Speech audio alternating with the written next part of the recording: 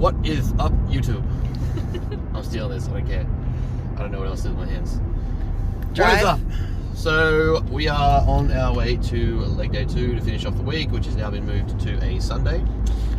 We are officially canning South Australia purely because, as much as I want to experience South Australia, I cannot rationalise $1,000 simply to fly to South Australia before we even get on stage and do any comp-related things, prompted behaviours. So, you know, financial situation, it doesn't really seem valid to just get another medal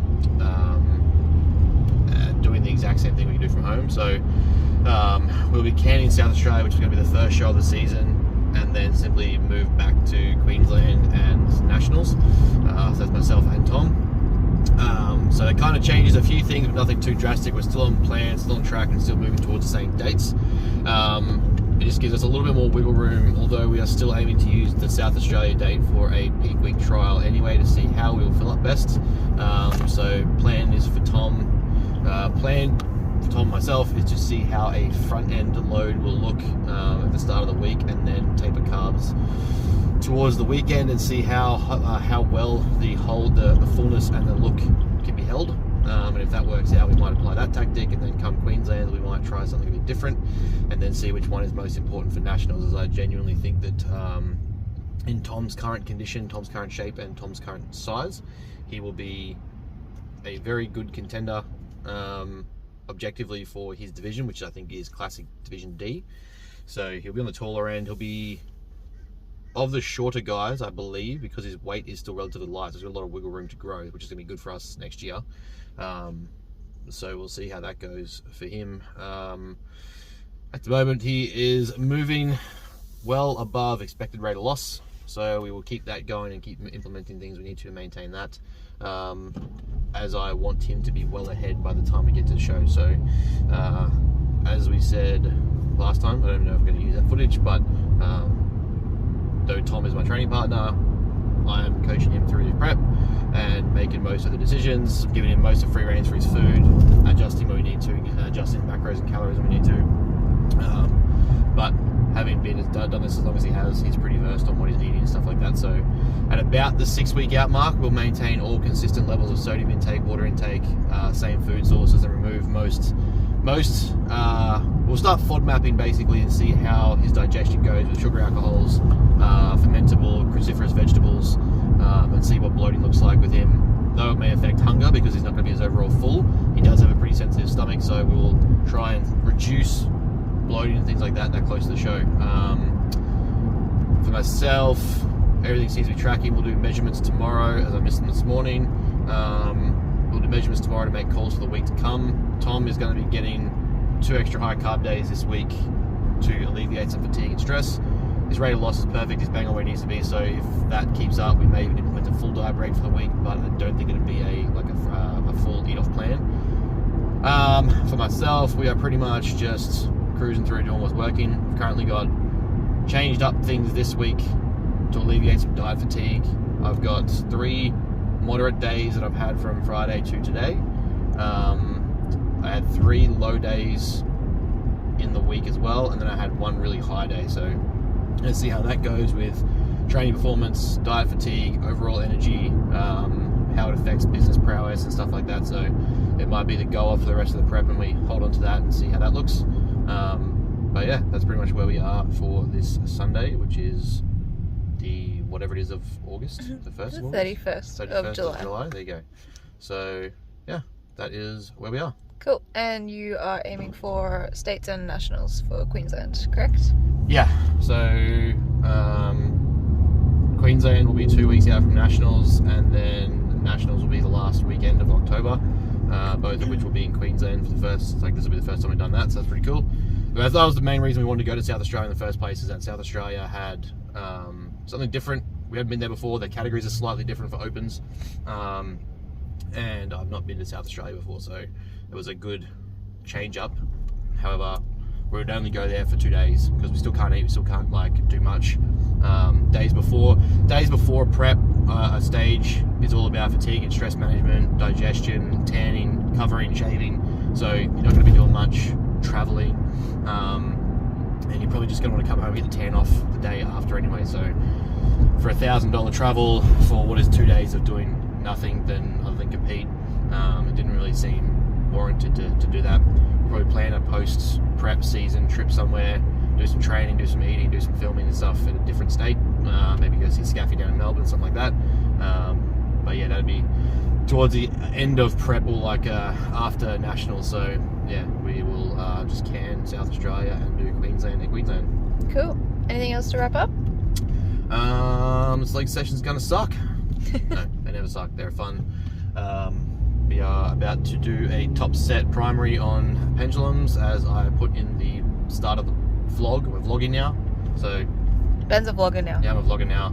Basically made it in life. I'm not sure if my dad would be disappointed or impressed. But yeah, so here we are. That's that, and we're gonna go do it. Cool. All right. See you.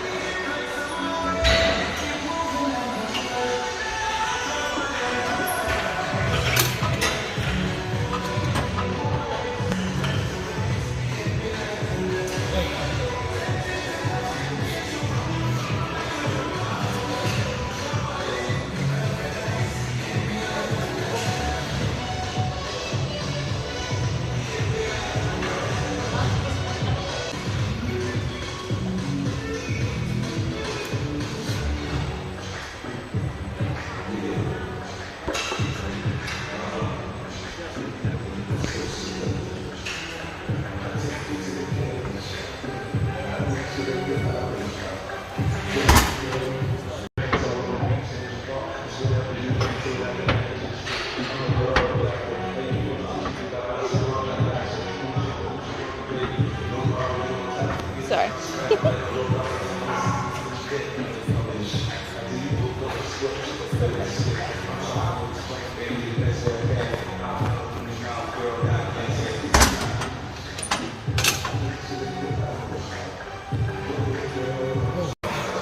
What is up, YouTube?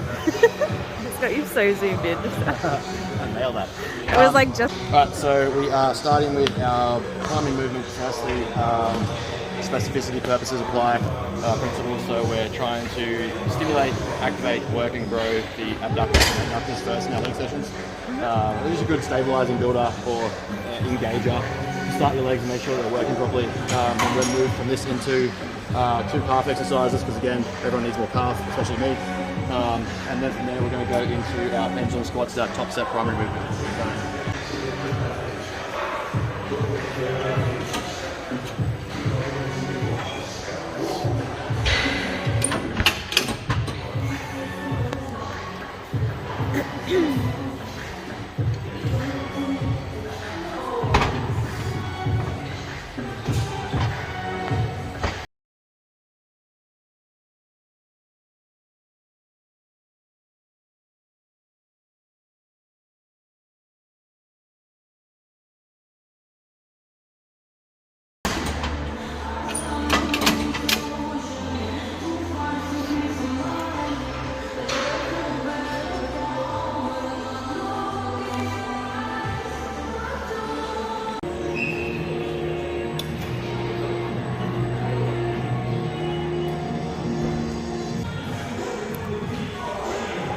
Sweet. Right, so we're training fasted now.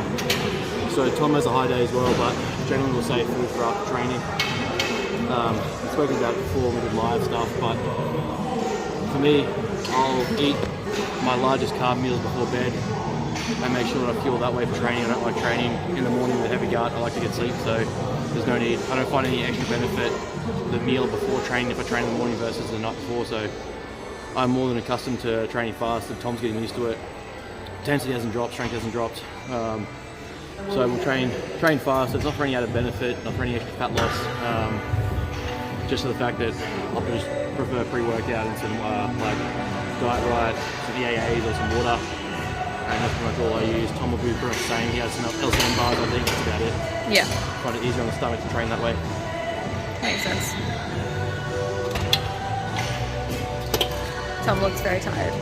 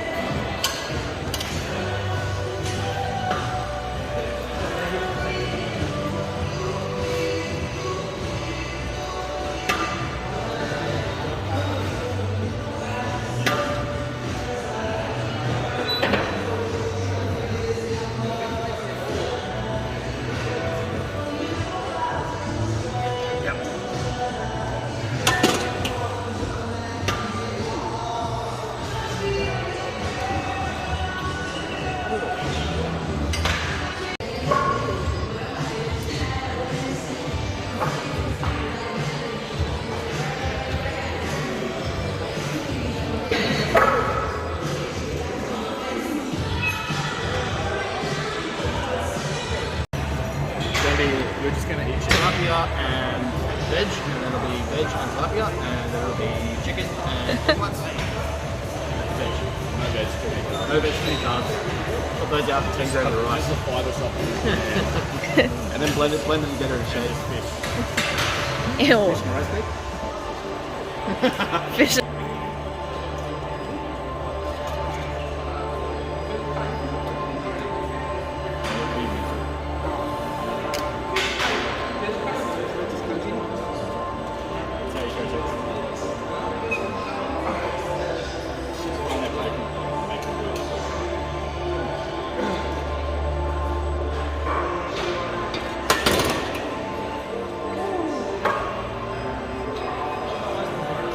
See how long they can last at breaking point. Hey? You see how long they can last at breaking point. Yeah, get them to breaking point and hold it. Yeah. That's just like Until they crumble, and then you're like, okay, we'll give you a Let's just bottom out your food. Yeah. Blame you for not being adherent, giving nothing enjoyable. Do that for 12 weeks, see if you can make it, then say it's your fault you didn't get stage. my coaching whatever. Pretty much. Nailed it. Just to see how many people can handle that, and then the ones who do, you just record and take photos of. What are you doing? Oh. Yeah. Ben's a bit confused today. It's just so selfish. It's not what he does.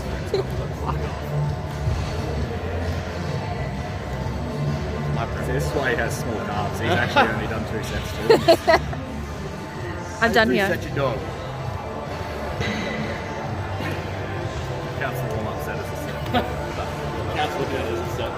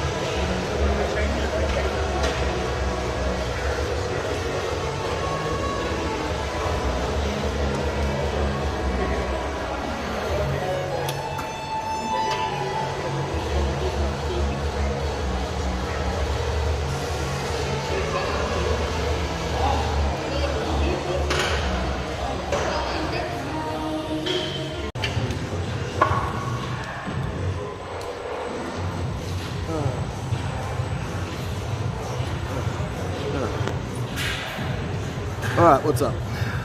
YouTube. So we are moving on to our primary compound movement. for the session, which is going to be pendulum squats. Reason for this is I don't really like the stimulus to fatigue ratio of standard or conventional back squats. I find for me, without compensation on my back, I can get much better knee flexion, which is something a lot of people struggle with on this machine, though it's designed for it. It allows you to get maximum amount of range and contraction out of your quads without loading the lumbar too heavily. The moment arm allows it to arc in a nice fashion without too much sticking and doesn't compensate too much in the lower back, or the back really in general. So we'll generally build up feeder sets, 5, 6 reps, 4 reps, 2 reps, get up to working weight, and then we'll do our primary set and then back off, do a back off set after that. So it's only 2 working sets in total. Back off for us is usually about 30% off the top load, so yeah, we're gonna go.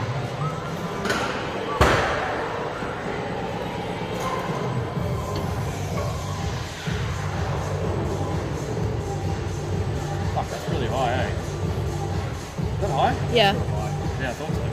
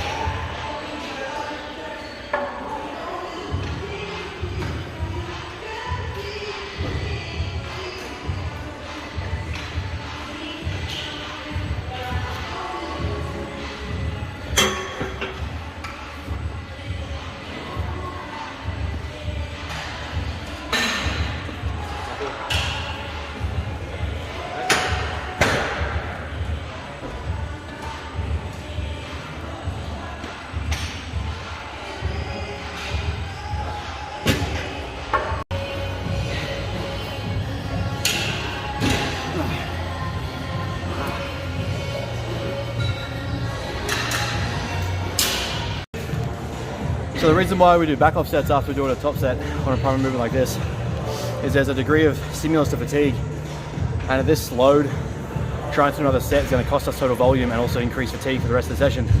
So what we do is take away 25-30% of the total load of the top set, and it allows you to get out more effective reps that are closer to failure, which is going to stimulate optimal growth without consequencing too much fatigue for the rest of the session.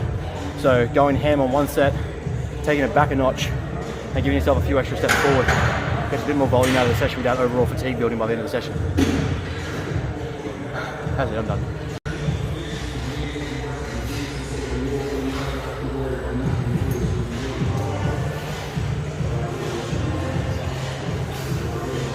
No, nothing deep.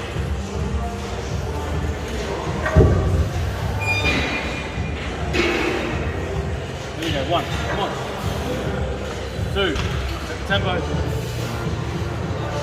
3, there we go. Easy work, come on. 4, 5, Right, those here, let's go. 6, come on. You're not done yet, let's go. 7, come on, let's go. 8, drive. Here we go, come on. 2 more, 2 more. Another one, come on, another one. Go, let's go. One more, one more. One more. Beat it, let's go. Up, up. Lock it, up.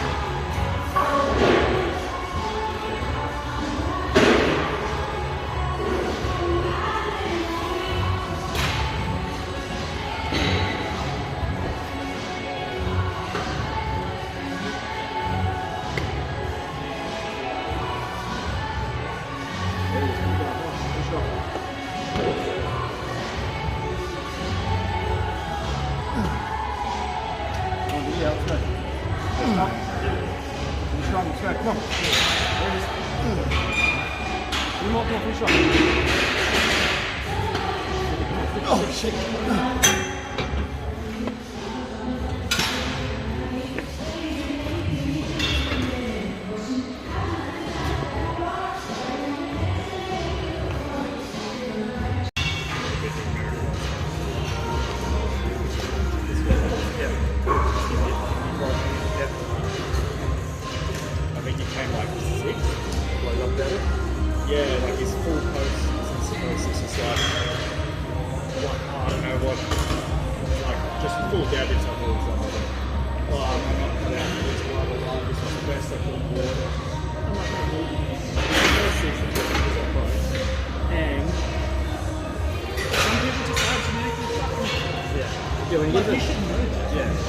When you get to the top tier of the already genetic elite, the genetics start to play a part. And someone with a 1% better genetics than you is going to look better than you. Yeah. And like fucking dumb. Like, okay, impressive, really yeah. But like, other people definitely have wider shoulders. Yeah.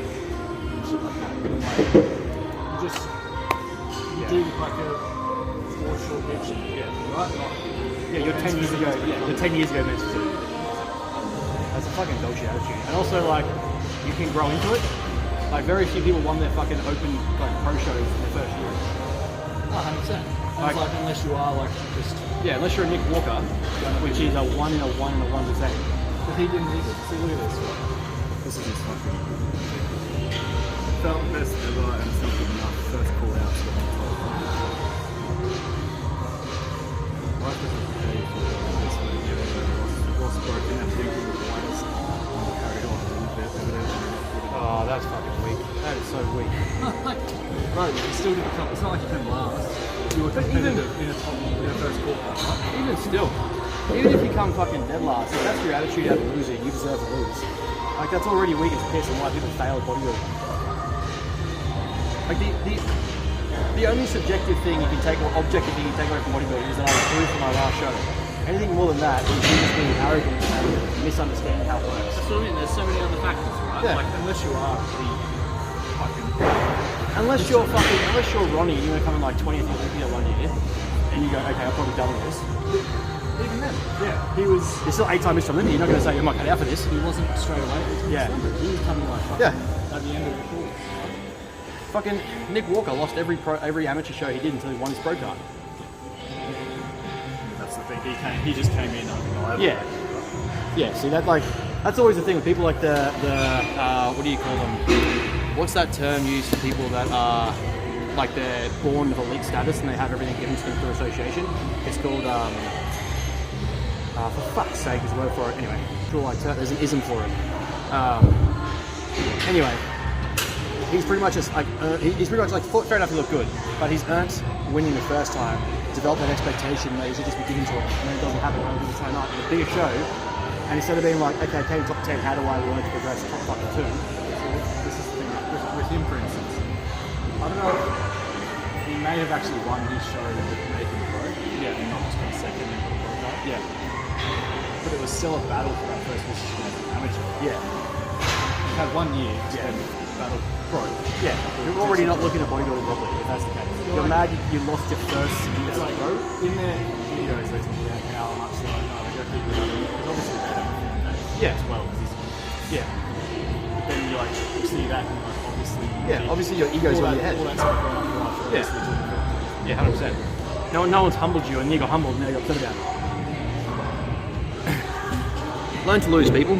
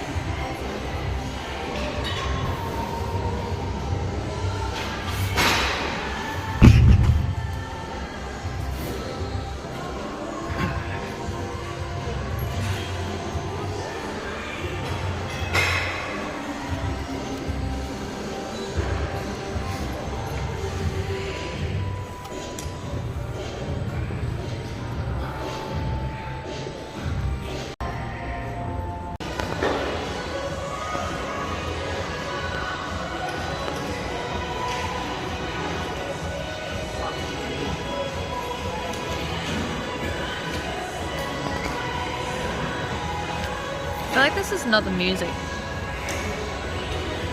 Jam. That's why we started wearing headphones.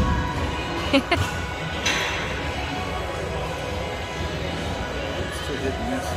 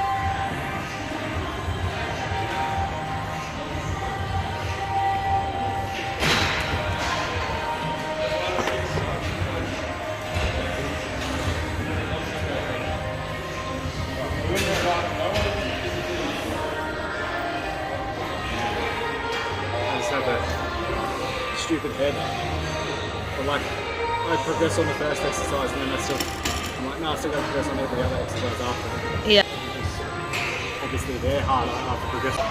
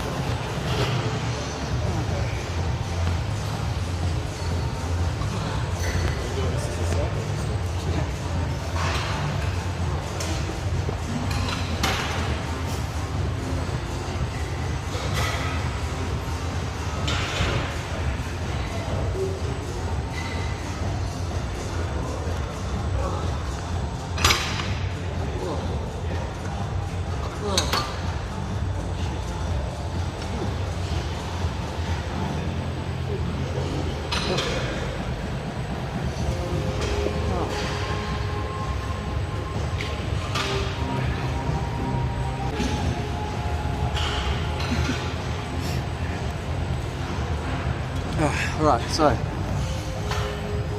reason why we taper back in, reason why we do isolation towards the back end of the session is as fatigue accrues at the start of the session. You have your most energy, you go most intense. You'll use things like our primary movements like RDLs and squat patterns. By the time you get to the back end, the fatigue ratio is too high to keep primary or compound exercises in the program, and so you compensate, risk injury. You're not going to get optimal proximity to failure. And so we're trying to isolate the leg specifically to where we're trying to work.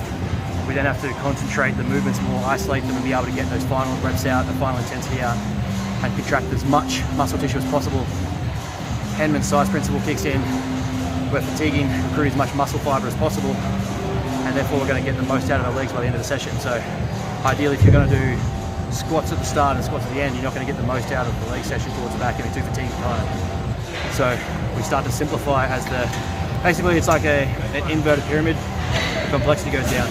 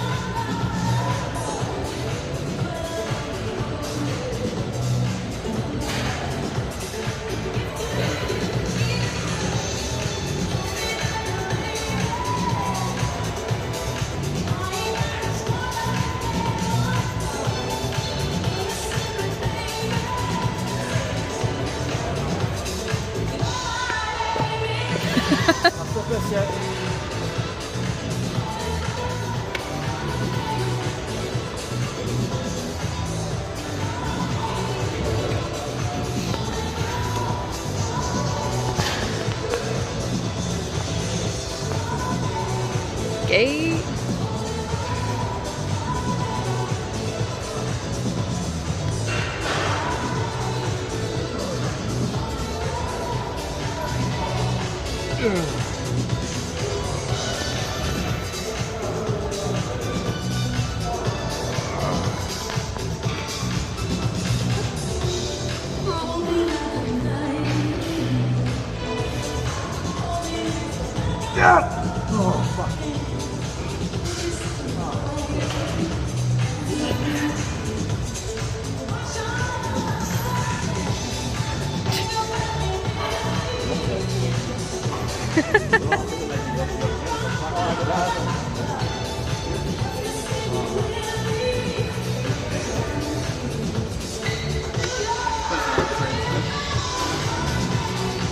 Always finish first. Is that what you said?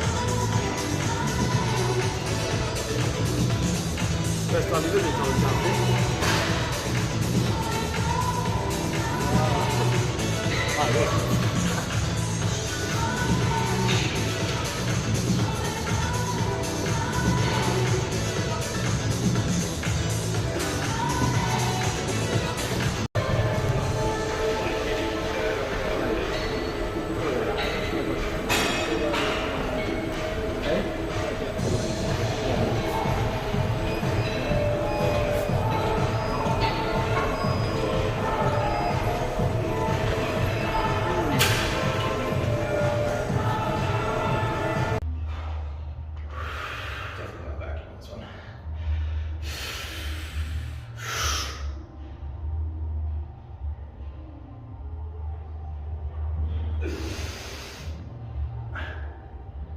Good. Very good. From that.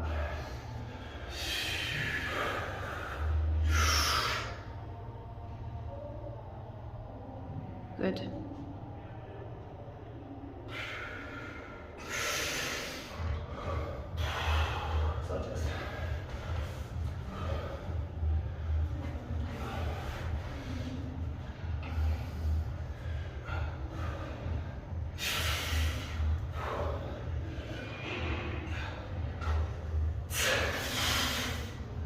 Good. Yeah, that's better, Ben. Pull back. Yep.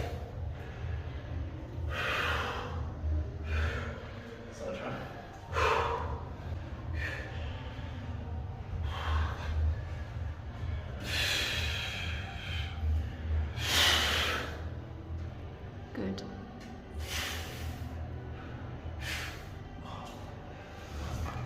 Your hammies have dropped heaps, Ben.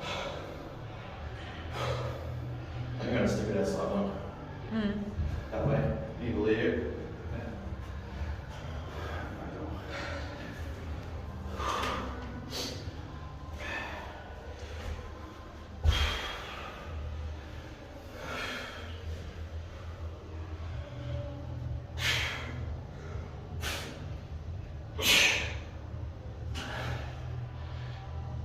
Good. Yep. Very good.